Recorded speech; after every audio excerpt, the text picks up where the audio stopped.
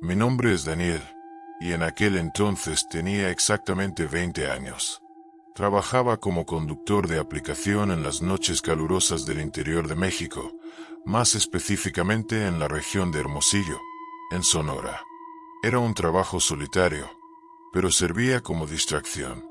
Estaba en ese punto de la vida en el que todo parece temporal, sin universidad, sin un plan fijo, sin prisa. Solo intentando pagar las cuentas del mes mientras el mundo giraba allá afuera, como si nada me perteneciera de verdad. Siempre preferí manejar de noche. Durante el día, el calor de Sonora era casi insoportable, y por la noche las calles se volvían silenciosas, vacías, casi serenas. Tenía la costumbre de trabajar entre las 7 de la noche y las 3 de la madrugada. El movimiento era más escaso, pero los pasajeros también solían ser más interesantes, al menos más discretos. Aquella noche, en particular, todo parecía normal. Había hecho algunos viajes cortos por el centro de la ciudad, dejado a un grupo de jóvenes en la zona norte. Alrededor de las 11:30, recibí un llamado de una pasajera en un restaurante alejado. La llevé hasta un barrio residencial en los límites de la ciudad, un viaje tranquilo, sin conversación. Cuando la dejé, consideré apagar la aplicación y volver a casa. Pero, como siempre, la tentación de hacer un viaje más pudo más. Fue entonces cuando llegó una nueva solicitud. La ubicación era inusual. Un camino rural en las afueras de la ciudad, casi en el límite con una zona campestre. Miré el mapa y dudé. No parecía peligroso, solo remoto. Pensé en rechazarlo, pero lo acepté. En el fondo, imaginé que podría ser alguien regresando al centro, lo que me daría más oportunidades de trabajo antes de terminar la noche. Y así fue como entré en ese camino de tierra, sin saber que lo que me esperaba adelante era más que solo otro viaje. El camino se extendía frente a mí como una franja oscura e irregular, bordeada por campos secos y árboles dispersos. No había luces, ni postes, ni ninguna señal de vida a la vista. La única iluminación venía de los faros de mi auto, que parecían ser devorados por la oscuridad a pocos metros de distancia. El GPS indicaba que el punto de encuentro estaba a unos 8 minutos de allí, en una propiedad marcada simplemente como Rancho Los Olmos. En un momento, dejé el asfalto y entré en un camino de tierra. Las ruedas temblaban sobre el suelo irregular y la vegetación parecía acercarse demasiado al auto, como si intentara cerrarse detrás de mí. En cierto punto, el camino se estrechó tanto que pensé que me había equivocado. Pero el GPS seguía insistiendo. Avancé un poco más hasta divisar, en la cima de una colina baja, la silueta de una casa solitaria. Sin muros, sin autos, sin ninguna señal de actividad. Solo la construcción antigua rodeada por un campo de pasto alto, meciéndose levemente bajo el viento caliente de la madrugada. Estacioné frente a la casa y me quedé allí, esperando. Las ventanas estaban todas apagadas. Ni un solo sonido venía de dentro. Toqué la bocina, sin fuerza, solo para anunciar mi presencia. Nada, ni pasos, ni voces. El silencio era absoluto. Fue entonces cuando algo, o alguien, apareció al lado del auto. Juro que no escuché pasos. No vi a nadie acercarse. Solo sentí una sombra. En un segundo, un hombre delgado estaba ahí, junto a la puerta del pasajero.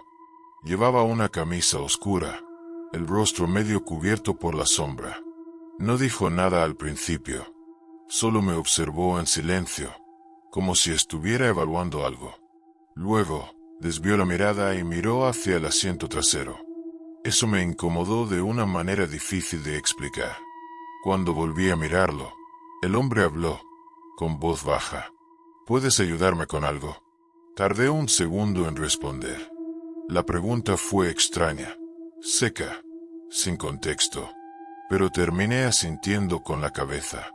Él se dio la vuelta y caminó lentamente hacia la casa. Esperé un momento antes de salir del auto y seguí sus pasos, manteniendo cierta distancia. El suelo crujía bajo mis pies. La puerta principal estaba entreabierta. Él pasó por ella y desapareció en la oscuridad. Cuando llegué al porche, solo había silencio. Ninguna voz. Ningún movimiento. Llamé. «Señor», sin respuesta. Di un paso adelante y me detuve. El pasillo frente a mí era demasiado oscuro, como si absorbiera la luz. Y, de algún modo, daba la sensación de estar siendo observado.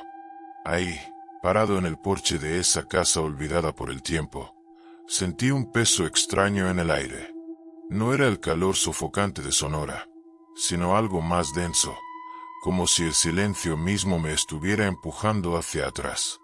El pasillo frente a mí parecía extenderse más allá de la lógica, como si la oscuridad dentro de esa casa no tuviera fin.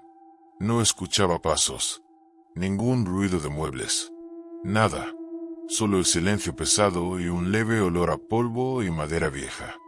Mi instinto gritaba que retrocediera, pero había algo que me mantenía ahí parado. Quizás la curiosidad, quizás el miedo de parecer débil.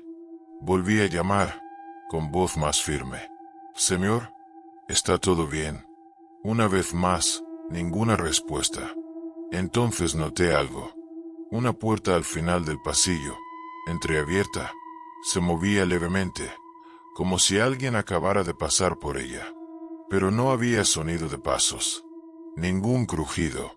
Y, extrañamente, sentí un escalofrío recorrer mi espalda, como si no estuviera solo. Di un paso atrás, luego otro, y me giré.